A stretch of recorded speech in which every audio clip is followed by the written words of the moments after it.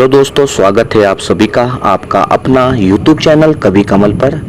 दोस्तों, आज मैं बात करने वाला हूं अपना एक सैनिक जो मरने के बाद भी अपना ड्यूटी बखूबी अंजाम देते हैं। उनके बारे में आज एक कविता भी लेकर आया हूं। सबसे पहले मैं उनका कुछ कहानी आप लोगों को सुनाना चाहता हूं, क्योंकि दोस्तों मैं 2017 में आर्मी में मैं 1 साल के लिए सिक्किम में था, नाथुला जलरा, जहाँ कुपुप पड़ता है। कुपुप एक जगह का नाम है दोस्तों, बहुत प्यारा जगह है और वहाँ का जो जगह है काफ़ी अच्छा है। अगर वहाँ से आप थोड़ा आगे जाओगे, वहाँ एक गेमुचिन एक पहाड़ी आती है, गेमुचिन। जिस गेमुचिन में अगर आप खड़े हो जाओगे तो वहाँ से आपको 5 देश दिखाई देगा, जिसमें नेपाल, भूटान, चाइना और तिब्बत, और जहाँ हम खड़े हैं इंडिया, वहाँ से 5 देश दिखाई देता है दोस्तों। क्योंकि मैं वहाँ रहा हूँ। जो भी सैनिक वहाँ जाता है केवल वहाँ 14 दिन से ज़्यादा नहीं रहता, क्योंकि दोस्तों वहाँ ठंडिंग बहुत ज़्यादा होता है और बिजली बहुत गिरती है, काफ़ी खतरा है। जो भी खाना हम खाते थे, शाम के समय हम खाना खा लेते थे। तो अगर हमने रात का खाना खाना हो तो हम 3 बजे ही खा लेंगे, क्योंकि पूरे बर्तन जो भी हमारा लोहा, जो हमारे आमनेशन हथियार है दोस्तों, उसको हमें काफ़ी दूर रखना पड़ता था अपने से। क्योंकि रात को कभी भी अच्छा मौसम हो चाहे बारिश का मौसम हो दोस्तों, वहाँ ठंडिंग का खतरा ज़्यादा होता है, बिजली गिरने का खतरा ज़्यादा होता था। और जो हम FRP हट में रहते थे दोस्तों, जो उसके नट बोल्ट होते हैं वो भी लाल हो जाता था जब बिजली की कड़कड़ाहट होती थी, बिजली गिरती थी। तो बाबा का हमने वहाँ एक मंदिर बना के रखा था दोस्तों। तो उस मंदिर में हम पूजा पाठ करते थे। जो भी हम खाना बनाते थे पहले बाबा को चढ़ाते थे, उसके बाद हम फिर खाना ग्रहण करके 3 बजे रात का खाना खा के हम सो जाते थे। और सुबह हम केवल ब्रेकफास्ट ही करते थे, और दिन का खाना तो हमारा वो 3 बजे का एक साथ ही हो जाता था। एक बार ब्रेकफास्ट करते थे और एक बार हम खाना खाते थे। उसके बाद तो वहाँ हम 14 दिन तक रहते थे। 14 दिन के बाद हमारी बदली हो जाती थी दोस्तों, फिर कोई दूसरा सैनिक आता था। क्योंकि दोस्तों जो वो पोस्ट है गेमुचिन, काफ़ी इम्पोर्टेंट पोस्ट है, जहाँ से हमको चाइना की पूरी हरकत दिखाई देती है और भूटान का एक एक कोना वहाँ से नज़र आता है। और मैंने आपको पहले ही कहा है कि वहाँ से 5 देश दिखाई देता है। एक तो इंडिया जहाँ मैं खड़ा था, और दूसरा सिक्किम तो है ही दोस्तों, इंडिया का ही है। उसके बाद फिर तुम्हारा ये हो गया भूटान, चाइना और तिब्बत और नेपाल। मैंने ये पहले ही कहा था आप लोगों को। तो वहाँ 14 दिन काटना पड़ता है। और बाबा का जो मंदिर है वो नथुला दर्रा के आसपास है, जो कुपुप जाने के लिए आप लोगों ने एक जी के जनरल नॉलेज में आपने एक चीज़ और देखा होगा दोस्तों, जो वर्ल्ड का गोल्फ का सबसे ऊंचा ग्राउंड कुपुक में है दोस्तों, वही उधर है जहाँ की मैं अभी बात कर रहा हूँ आप लोगों को। ये भी उधर ही सिक्किम में पड़ता है। मैं सिक्किम में 1 साल रहा, तो सिक्किम के बारे में मैंने सोचा क्यों ना बाबा के बारे में एक कविता और कुछ कहानी लेकर आऊँ, ताकि आप लोगों को कुछ मालूम हो। दोस्तों, अगर आप कभी बाबा के मंदिर जाओगे तो आपकी मनोकामना पूरी हो जाती है। और सबसे पहले वहाँ की मानने वाली बात ये है दोस्तों कि वहाँ जो भी अगर मंदिर में हम प्रसाद तो वहाँ चढ़ता नहीं दोस्तों, पानी का बोतल लेके जाना पड़ता है मंदिर में। और वो पानी का बोतल हमने क्या करना है, वो पानी का बोतल हमने वहाँ रख देना है। बाबा के मंदिर के पास एक वो बन रखा रैक के ऊपर हमने पानी की बोतल को रखना है।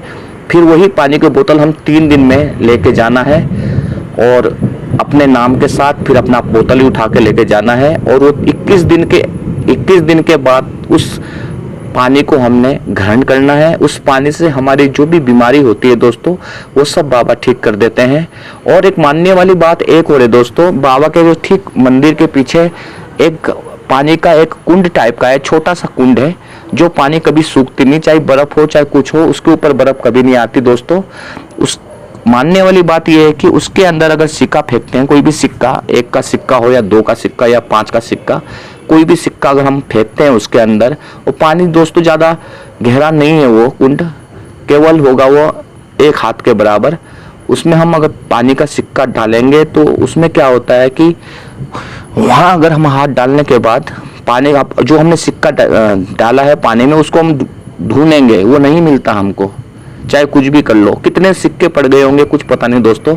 एक दिन में मैं बोलता हूँ कई सिक्के पड़ जाते हैं। जो भी वहाँ पर्यटक आते हैं, टूरिस्ट आते हैं, तो वो सिक्का वहाँ फेंकते हैं और अपना किस्मत को आजमाते हैं, और उसको सिक्के को अपना ढूंढना पड़ता है। जिसका हाथ में अगर सिक्का आ गया तो उसका मनोकामना दोस्तों पूरा हो जाता है। उसके बाद और किसी का आता भी नहीं है और सिक्का वहाँ मिलता भी नहीं है। अगर मिल गया किसी को गलती से तो उसका मनोकामना पूरा हो जाता है दोस्तों। काफ़ी अच्छा है। और चाइना के बॉर्डर में होने के कारण बाबा का कहानी बहुत अजीब है दोस्तों।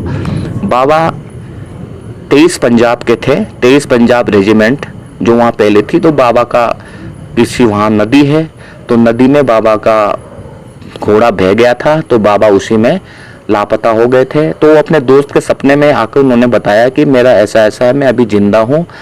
और बाबा का शरीर तो मिल गया दोस्तों, क्योंकि वो अपने दोस्त के सपने में आकर पूरी कहानी बताया उन्होंने। उसके बाद फिर बाबा वहाँ से बाबा को हथियार आमनेशन कहाँ है सब बताया। फिर बाबा को पहले इंडियन आर्मी ने, इंडियन सरकार ने उनको भगोड़ा घोषित कर दिया था दोस्तों। उसके बाद फिर बाबा को शरीर को और हथियार आमनेशन पकड़कर बाबा फिर सपने में आकर कहा कि मैं यहीं रहूँगा सिक्किम में, मैं कहीं नहीं जाऊँगा दोस्तों। उस वक्त बाबा सिपाही थे। फिर बाद में उनका धीरे धीरे रैंक बढ़ता गया और बाबा अपना चमत्कार दिखाते गए और बाबा ऑनरी कैप्टन से वहाँ से रिटायरमेंट हो गए। रिटायरमेंट होने के बाद बाबा फिर ग्रीप में चले गए, ग्रीप में रहे। अभी उनके बारे में आप सर्च कर लेना बाबा हरिभजन, तो आपको मिल जाएगा, क्योंकि मैं वहाँ रह चुका हूँ दोस्तों। और एक बाबा का बंकर है, उसके अंदर अगर आप जाओगे तो उस बंकर में दोस्तों आप लोगों को बाबा का कपड़ा रखा गया है, वहाँ जूते हैं, उनके जो डायरी है, उनके ऑफिस है, उसमें आप कोई भी अपने मनोकामना लिख सकते हो कागज में और उनके ऑफिस में रख सकते हो, तो आपका मनोकामना पूरा हो जाता है दोस्तों। उसके बाद फिर बाबा का जो जूते होते हैं, बाबा की ड्यूटी होती है, बाबा छुट्टी जाते हैं, बाबा बुकिंग होता है उनका ट्रेन की सीट उनकी बुकिंग होती है, तो वो अपने घर जाते हैं गुजरावाला पंजाब। तो काफ़ी धूमधाम से वहाँ के गांव वाले उनको लेने आते हैं, रिजर्वेशन होता है उनका। उसके बाद बाबा ने बहुत चमत्कार करा जिसका कोई मैं बोल नहीं सकता। 2-3 चमत्कार तो मेरे आंखों के सामने है दोस्तों। ये 17 जैक राइफल का एक अफसर वहाँ से बिना रूट मार के वो वहाँ से निकल गया उस रूट, क्योंकि बाबा का जो मंदिर है दोस्तों बिल्कुल रोड के किनारा लगा हुआ, सटा हुआ है वो मंदिर। वहाँ से बाबा के जो रोड के आगे से वो जा रहा था कैप्टन साहब, तो उसने सलूट नहीं मारा। तो इतने में ड्राइवर के कहने से भी उन्होंने सलूट नहीं मारा, क्योंकि वो नया पोस्टिंग आया हुआ था दोस्तों। क्योंकि एक पुराना हमारा जो चला आ रहा है पहले से, जो भी उस रोड से जाता है, चाहे वो जनरल साहब हो, चाहे वो कोई भी हो, चाहे वो छोटा सिपाही क्यों ना हो दोस्तों, वहाँ सलूट मार के बाबा का दर्शन करके जाना ही पड़ता है उसको। लेकिन वो ऐसा उन्होंने किया नहीं, तो उनका गाड़ी बिल्कुल खाई के किनारा टंग गया था। फिर उनको एहसास हुआ, उसके बाद उन्होंने माफ़ी मांगी, अब ये ठीक हो गए। काफ़ी इनकी कहानी बहुत है, अगर मैं ज़्यादा बताऊंगा दोस्तों तो मैं बाबा का फ़ोटो लेकर बैठा हुआ हूँ दोस्तों आप लोगों के सामने। मैं वहाँ से फ़ोटो भी लेकर आया था। और सबसे बड़ी बात यह है कि जहाँ हम जो भी खाना बनाते हैं अपने उधर, तो बाबा को हम वहाँ चढ़ाते हैं और बाबा का पहले बाबा को चढ़ाया जाता है खाना, उसके बाद फिर हम अपने मेस में खाना खाते हैं उसके बाद।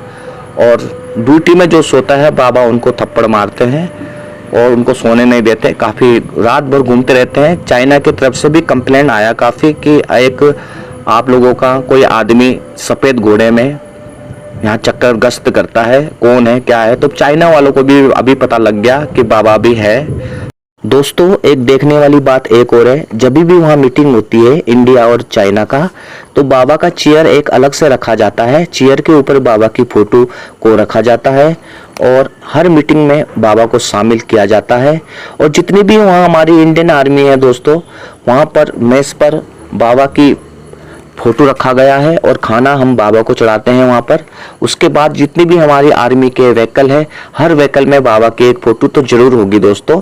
अभी दोस्तों मैं ज़्यादा ना कुछ कहते हुए मैं बाबा के बारे में एक कविता लेकर आया हूँ। कविता आप लोग जरूर सुने और कविता का लुत्फ उठाइए। फिर मिलूंगा दोस्तों आपको अपने नए अंदाज और नई कविता के साथ। तब तक के लिए लेता हूँ मैं आप सभी से इजाज़त। जय हिंद, जय भारत, जय उत्तराखंड। बोलो हरभजन बाबा की जय। सिक्किम के राजा मेरे तुम हो हरभजन बाबा मेरे, सिक्किम के राजा मेरे तुम हो हर भजन बाबा मेरे। बाबा ने अपने तरीके से चमत्कार दिखा दिया, नाथुला में रहकर चाइना से लोहा मनवा दिया। तुम्हारी शक्ति दुश्मन क्या जाने, तुम्हारी शक्ति दुश्मन क्या जाने, सनातन धर्म तुम्हें अपना गुरु माने। फौज में रहकर ज्ञान बढ़ाया, फौज में रहकर ज्ञान बढ़ाया, भक्तों की तुमने बदल दी काया। अक्सर तुम सपनों में आते मेरे, अक्सर तुम सपनों में आते मेरे। तुम हो हर भजन बाबा मेरे, सिक्किम के राजा मेरे। तुम हो हर भजन बाबा मेरे। तुम्हारी मंदिर से जो गुजरता, तुम्हारी मंदिर से जो गुजरता, दर्शन कर नतमस्तक हो जाता। सच्चे मन से जो याद करे, बाबा उनसे प्यार करे। न समझे बाबा छोटा या बड़ा, हर दुखों में रहते हैं खड़ा। हर मीटिंग में कुर्सी साथ है लगती, हर मीटिंग में कुर्सी साथ है लगती, ताकि ना हो किसी से गलती। हर पोस्ट पर संग खड़े हैं मेरे, हर पोस्ट पर संग खड़े हैं मेरे। तुम हो हर भजन बाबा मेरे, सिक्किम के राजा मेरे। तुम हो हर भजन बाबा मेरे, तुम हो हर भजन बाबा मेरे। बोलो हर भजन बाबा की जय।